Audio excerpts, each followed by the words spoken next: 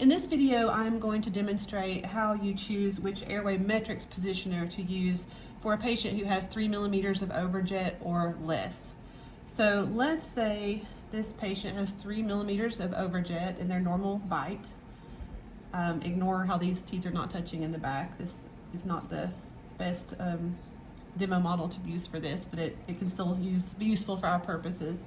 But let's say their overjet is naturally 3 millimeters. So we're going to be thinking, let's start this patient at an edge-to-edge position. So we're going to be thinking about any of the 4 vertical, 6 vertical, or 8 vertical positioners that have an E over E, which means edge to edge. So try that patient in the 4 vertical edge to edge positioner and see if they can make a snoring sound. Ask them how their jaw feels. See if it's comfortable. And then it's kind of like being at the eye doctor. Try a different one and say, okay, was that better? Or is this better? And then try a 6 vertical edge to edge and see how that feels. So both of those are bringing the patient forward the same amount, but the vertical is different.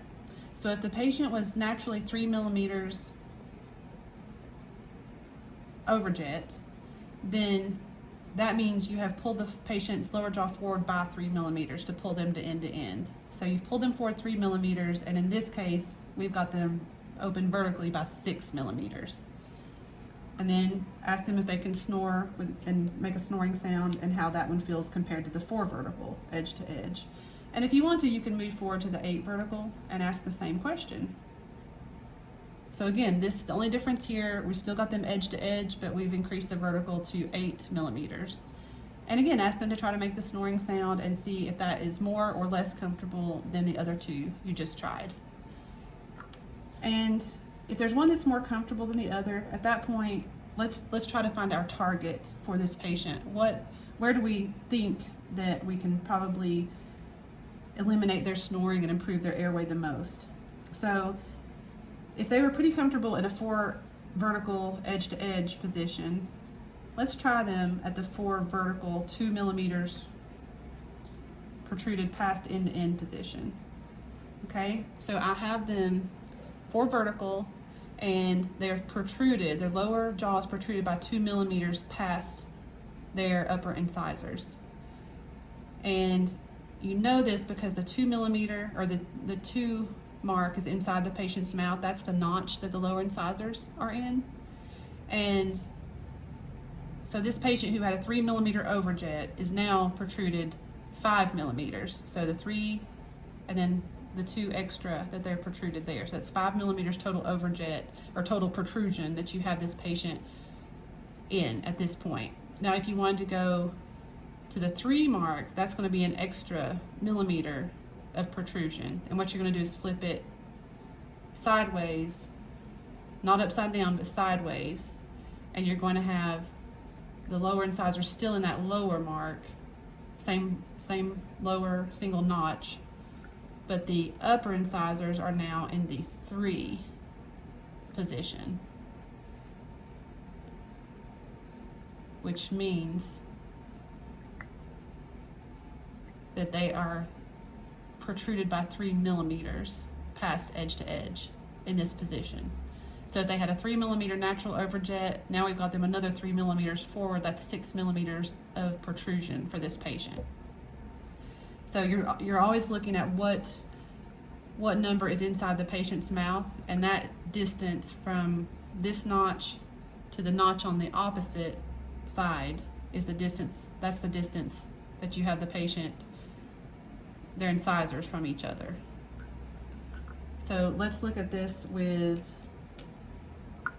the 6 vertical. Maybe you can see that a little bit better. This is 6 vertical. Again, the 2 and the 3. If this patient has an overjet of 3 and we put them in 6 2, so 6 vertical, 2 millimeters protrusive,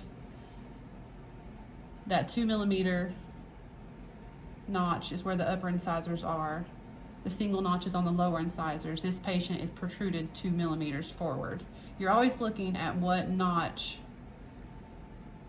the upper incisors are in, and that's the distance between the lower notch and where the upper incisors are.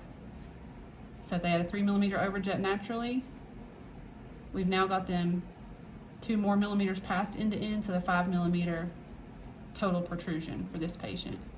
And again, if we flip it over, not upside down, but flip it around, those upper incisors are now in the 3 notch, which I'll show you in a second. They're now in the 3 notch, and the lower incisors are still in that single notch. That's 3 millimeters more protruded past end to end. So 3 natural overjet plus another 3 millimeters, that's 6 millimeters total protrusion. And the vertical in this case is 6. And again, you always want to make sure that this positioner is parallel to the ground, that the patient doesn't have their, you don't want it looking like that. You don't want it tilted down because the patient's not truly protruded in the position you're wanting them in. Okay, so the next video we will look at what to do if the patient has greater than 3 millimeters overjet.